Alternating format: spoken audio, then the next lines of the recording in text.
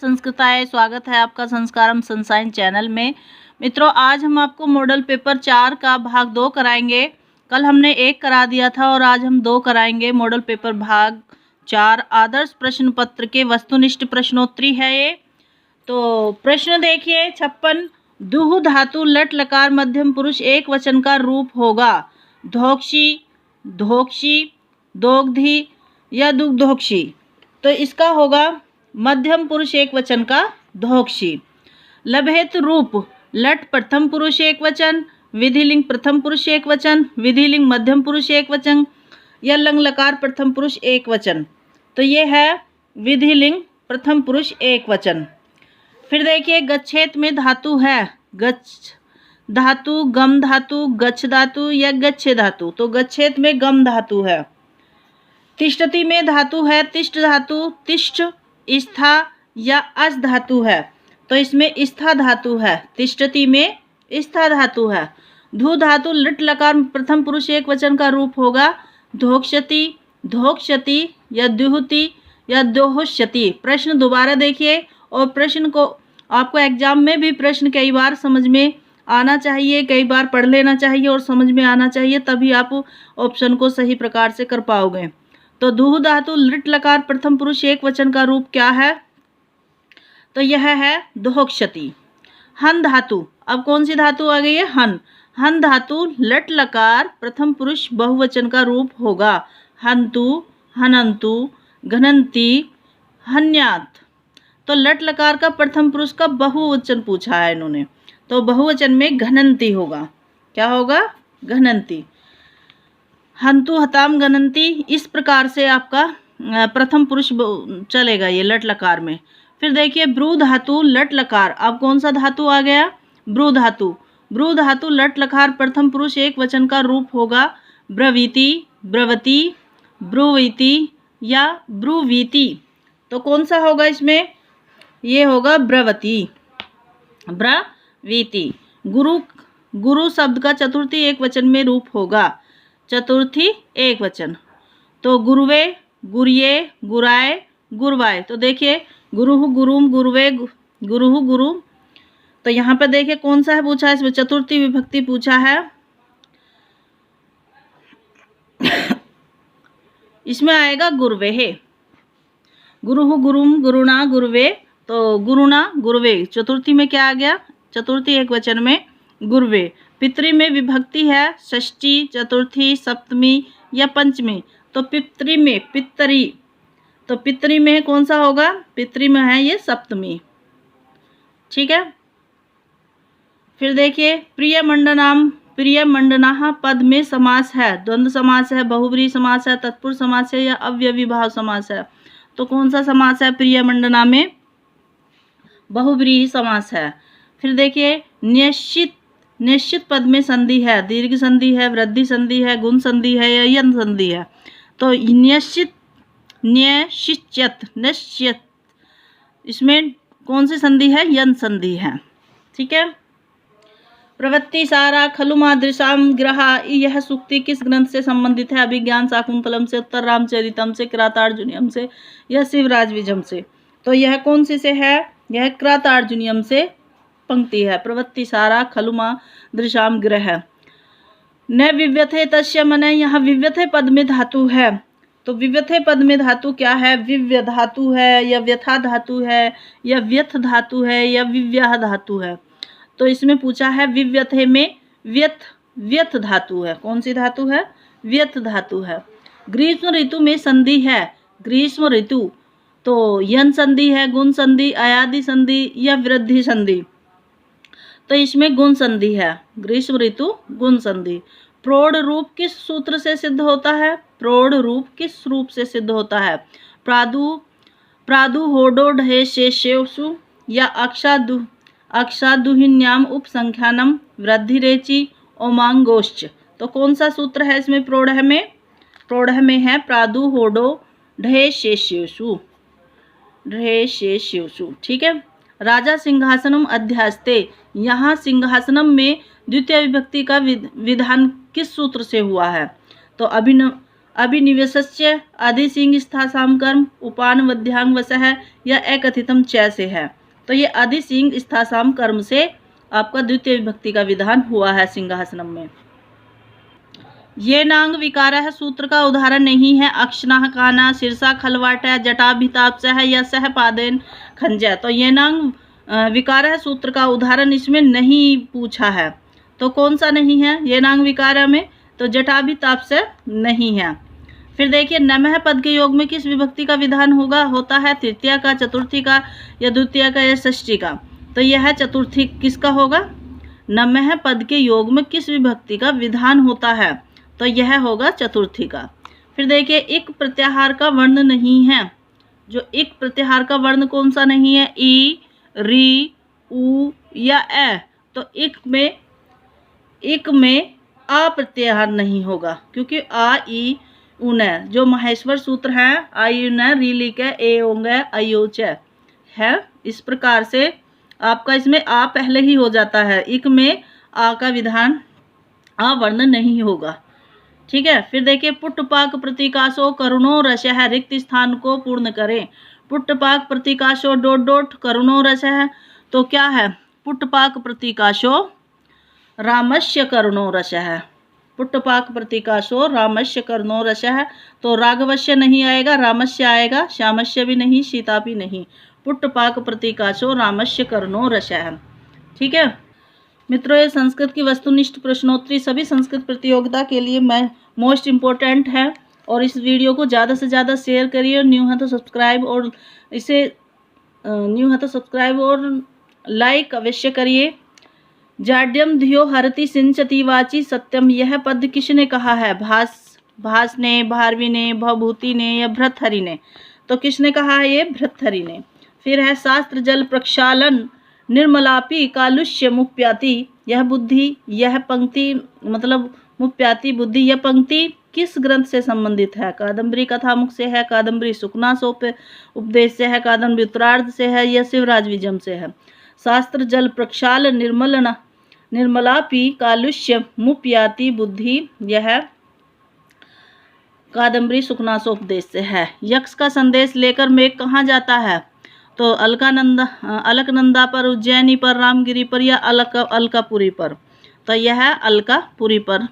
अति निद्रम में समास है, बहुब्रीहि है, द्वंद्व है, अव्ययी भाव है, तत्पुरुष समास है। तो यह अव्ययी भाव समास है। स्वाहा शब्द के योग में कौन सी विभक्ति का प्रयोग होता है? पंचमी, तृतीया, चतुर्थी, इनमें से कोई नहीं। तो स्वाहा के योग में अलम वसट योगाश्य क्या है? नमः स्वस्ति स्वाहा अलम वसट योगाश्य, इन सब के योग में क्या आता है? इनमें चतुर्थी विभक्ति का प्रयोग होता है। फिर देखिए ते ग्रहम गच्छन्ति का कर्मणि प्रयोग होगा। ते ग्रहम गच्छन्ति का कर्मणि प्रयोग होगा। ते ग्रहम गम्यन्ते, ते ग्रहम गम्यते, तई ग्रहम गम्यते या तेन ग्रहम गम्यते। तो कौन सा होगा ये होगा तई ग्रहम गम्यते। भवनम शब्द का संधि विच्छेद होगा। भोधन अकम भोधन अनम, बहुधन अनम या भावधन अनम है। तो इसका होगा बहुधन अनम है। कै से लेकर मैं तक की व्यंजना वर्ण किस नाम से जाने जाते हैं? ऊष्म वर्ण से, अंतस्थ वर्ण से, स्पर्श वर्ण से, अनुस्वार वर्ण से। तो किस वर्ण से जाने जाते हैं? ये स्पर्श वर्ण से। हरि शब्द में कौन सी विभक्ति आती है? हरि में तृतीया एक वचन है नहीं, सप्तमी एक वचन, द्वितीय द्विवचन या चतुर्थी एक वचन है? तो इसमें द्वितीय द्विवचन है, हरि ही हरि। इसमें द्वितीय एक वचन और प्रथमा एक वचन और प्रथमा द्विवचन और द्वितीय द्विवचन में हरि ही हरि आता है।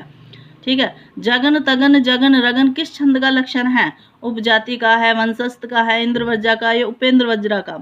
तो यह वंशस्थ का छंद का लक्षण है। शार्दूल विकटितम के प्रत्येक चरण में कितने वर्ण होते हैं? तो 19 होते हैं। कितने होते हैं? 19 होते हैं। नव पलाश पलाश वनम पुरह में अलंकार क्या है? उपमा है, तिशयोक्ति, श्लेष या यमक अलंकार है? तो इसमें यमक अलंकार है। नाटक में अंकों की संख्या होनी चाहिए 8 से 12, 10 से 15, 5 से 10 या 5 से कम? तो 5 से 10 होनी चाहिए। फिर देखिए द्रौपदी की चारित्रिक विशेषता नहीं है। क्या वह वीर छत्रानी नहीं है, वाक्पटुता नहीं है, राजनीतिज्ञ नहीं है, चरित्रहीनता? तो वह क्या नहीं, मतलब क्या नहीं है, तो वीर छत्रानी भी है, वाक्पटुता भी है, राजनीतिज्ञ भी है, लेकिन चरित्रहीनता उसमें नहीं है। फिर देखिए अभिज्ञान शाकुंतलम के त्रिकालज्ञ नशिष्ट ब्रह्मचारी के रूप में चित्रित कौन है? कण्व है, सारंगरव है, विश्वामित्र है या दुर्वासा है? तो इसमें कण्व ही है। फिर देखिए नदती स एस वधु सकह शिखंडी, यहाँ शिखंडी पद का अर्थ क्या है? मयूर है, कोयल है, कौवा है या वधु है? तो इसमें मयूर है। जातम वंशे भुवन विदिते बुस्कुरावर्त का नाम, इस पंक्ति में छंद क्या है? तो इसमें है शार्दुल विक्रीडित शिखरनी वसंतिल का मंदाक्रांता। जातम वंशे भुवन विदिते पुष्कुरावर्त का नाम, यह मंदाक्रांता छंद है इसमें, और मेघदूतम से है ये। यक्ष और मेघ के बीच वार्तालाप कहाँ होता है? अलकापुरी में, उज्जैनी में, रामगिरी में या कैलाश में? तो यक्ष और मेघ के बीच का वार्तालाप होता है, कहाँ पर होता है? रामगिरी पर्वत पर होता है। ठीक। फिर देखिए जाना मित्वाम प्रकृति पुरुषम काम रूपम मगोहने में, मगोहने पद का अर्थ बताइए। कुबेर, मेघ, यक्ष या इंद्र? तो इसमें इंद्र है। फिर देखिए शिवराज विजयम के मंगलाचरण में श्लोक उद्धृत है, कौन सा? विष्णु पुराण से है, श्रीमद् भागवत से है, वाल्मीकि रामायण से है, इनमें से कोई नहीं। तो शिवराज में कहाँ से मंगलाचरण है? तो यह श्रीमद् भागवत से लिया गया है। मम विरहजाम न त्वम वत्से सुचम गण्यसी, किसका कथन है? कण्व का है, वनेचर का, श्री राम भद्र का या शिवाजी का है? तो यह कण्व का है। आविष्कृतो अरुणपुर है, सर एक तो अर्क है, यहाँ अर्क है पद का क्या अर्थ है? दिन है, चंद्र है, कण्व है या सूर्य है? तो यह सूर्य है। फिर है दुष्यंते ना हितम तेजह में, आहितम पद में प्रकृति प्रत्यय है। तो बताइए आंग धा कत है या आंग ही कत है या आंग ही तब्तु आंग दात कत है? तो इसमें कौन सा प्रकृति प्रत्यय है? तो इसमें है आंग, आंग उपसर्ग दा धातु और ता प्रत्यय। ठीक है, आंग उपसर्ग दहा धातु ता प्रत्यय आहितम में है। निहंति दंडेन स धर्म विप्लवम, निहंति दंडेन स धर्म विप्लवम में निहंति पद में है, क्या है निहंति में? बताइए। नी उपसर्ग हन धातु, लट लकार प्रथम पुरुष बहुवचन है, या नी उपसर्ग हन धातु लट लकार प्रथम पुरुष एक वचन है, या नी धातु लट लकार प्रथम पुरुष बहुवचन है, या नी उपसर्ग हन धातु लट लकार प्रत्यय है? क्या है इसमें? तो इसमें नी उपसर्ग हन धातु, निहंती में नी उपसर्ग हन धातु और लट लकार प्रथम पुरुष का एक वचन है। हंती तो होता ही है, लेकिन नी उपसर्ग इसमें लग गया है। ठीक है। चिराए तस्मिन कुर्वश चका सती, यहाँ चका सती पद में लकार है, चका सती में लकार है, इसमें लट लकार प्रथम पुरुष बहुवचन ही है। मतंग जैन स्त्रग्वाप वर्जिता में अलंकार है, मतंग जैन स्त्रगिवा पर गिरवा पर वर्जिता में अलंकार क्या है? तो यह उपमा अलंकार है। आखंड, यह अखंड माखंडल तुल्य धाम भी यहाँ आखंडल पद का अर्थ है। तो यह कहाँ का अर्थ है? यह इंद्र का है। भवन्ते तरहि मनस्वी गर्हिते, यहाँ भवंतम पद से किसका संकेत किया गया है? तो यह अर्जुन का है, दुर्योधन का, युधिष्ठिर का या वनेचर का है? तो भवन्ति तरहि मनस्वी गर्हित है, यह युधिष्ठिर का संकेत है। किसका है?